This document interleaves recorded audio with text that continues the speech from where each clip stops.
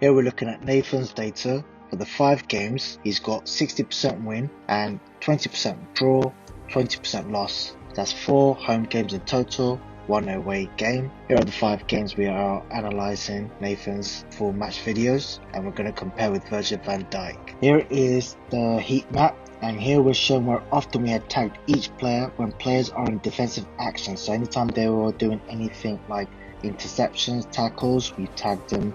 When we look at the data for when we had to tag them for attacking actions, this is what we're showing where often they've been involved in. Here is a donut showing of all attacking attributes like short pass, crosses, dribbling. We're putting in all of these data into one general category as attacking, and we're showing the general success conversion for each player. Virgil has 89.1% success, while Nathan has 80.1% success. And when we look at defensive, we have Virgil van Dijk at 55% and Nathan at 62.5%. This is a quick summary to compare both players, and on this table there isn't much that's significant other than Nathan's with a high score of 89.5%. You can pause this video to watch this section, but we would suggest go to the next slide. Now when we look at this table, we can see that he's got tackles at 44.44 success rate. However, that doesn't mean he's bad at tackling, because we look at it objectively. So if we say you've made a tackle, did you get the ball back? If no, then you don't get the score. But of all the data, we did not give him the score when he did make the attempted tackle but did not get the ball back. There was a positive impact. He pressurized them and the opponent had to go back.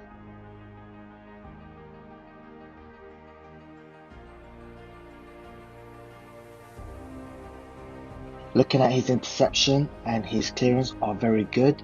The area due just needs some improvement. Here we can see he has a very good score for ball recovery and only 0.4 on average per game where he is committed a foul. So we're going to look at the short passes data in the last 5 matches, and Nathan has scored 97.5 success conversion with no chances created, therefore no assists.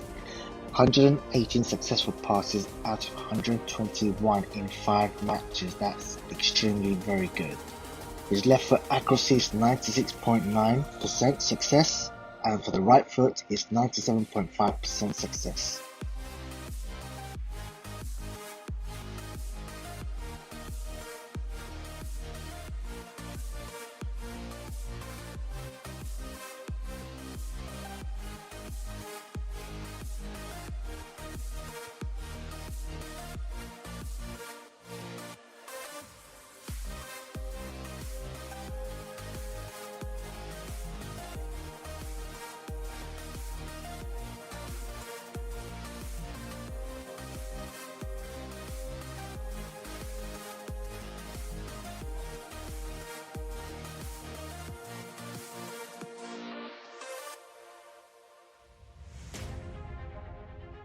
Here is an intelligent heat map for the data of short passes. The first football field to the left is shown where often he made the short passes. Second one, where often he had his successful short passes from, where often the player had got his failed short passes from. This is the line of graph of the short passes across the last 5 matches. The red line is the baseline performance of English Premier League players on average, so what the players perform at the Premier League level. Here we can see Nathan has done 10 short attempted passes. Game after game, he gradually increased his numbers above the red line. Overall, to summarize his short passes data, very consistent, both feet scoring over 96% success. There isn't any concern as there is only 3 failed short passes out of 122, which is very good. But looking at the 3 failed short passes, they were because it was not a clear option for him to make the pass, or he's made an error while one of the player was coming for it. He hesitated and later gave the pass, where the receiver thought he's not going to get the pass and then reacted slow to control and lost possession. When looking at all the passes, he should just make that pass once he sees it's an option. And while receiving the passes, he should think about the second option and decide already. Here we're going to look at long passes from the last 5 matches. He's got a very good score of 72.7 success. Just to to give you a baseline performance of the Premier League players, and normally they score a range of 44 to 48 success on long passes range. His left foot accuracy is 100% success, 6 out of 6, while on the right foot he's got 66.7 success rate, 18 out of 27.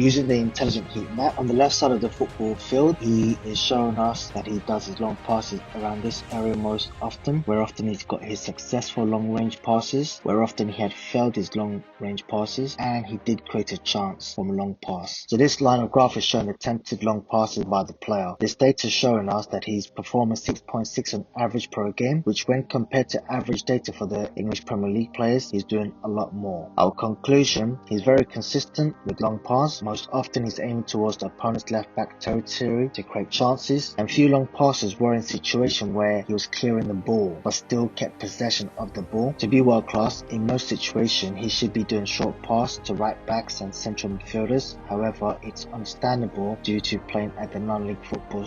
20% of the long passes occurred where he passed the ball to the goalkeeper. The player could practice in some situations to make short pass and expect to receive back, as we found that the ball movement is slow. He does look like he's capable of being a playmaker from the back line. Here we're looking at overall tackles. He's got 4 out of 9. This is where often he had attempted to do the tackles, where often he succeeded, where often he had failed. None won key moments.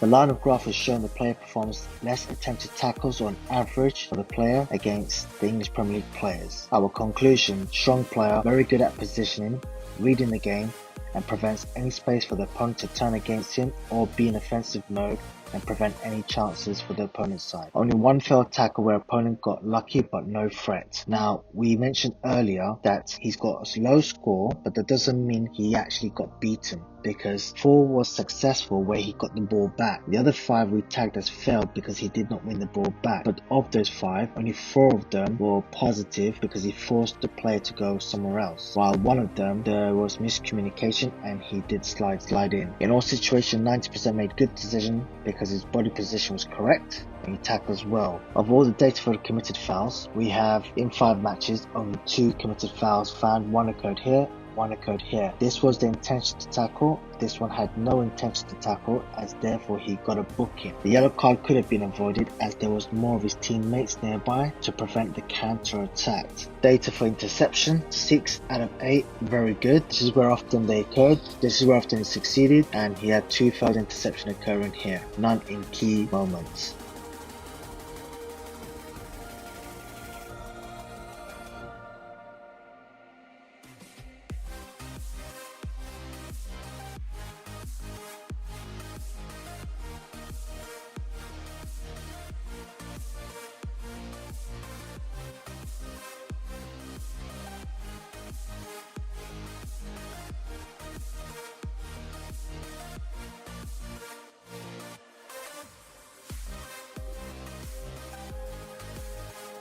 The line of graph is showing the players performing less attempted of interception and below the average Premier League baseline performance. Strength, very good at positioning, reading the game. One situation the player attempts to intercept with his chest, however he lost the ball. One other situation where it led the opponent player to take a shot at the goal. He needs to be assertive and watch his video performance on how his hesitations causing 1 second delay to make better decisions. Not all interceptions also needed to keep possession of the ball. For example, he tried to control it and he should have cleared away with his header out of the field, whereas he tried to intercept by headering to a teammate. Data for aerial duels for the last 5 games. This is where often they occurred here, where often he succeeded, where often he failed, and there was none in key moment situation.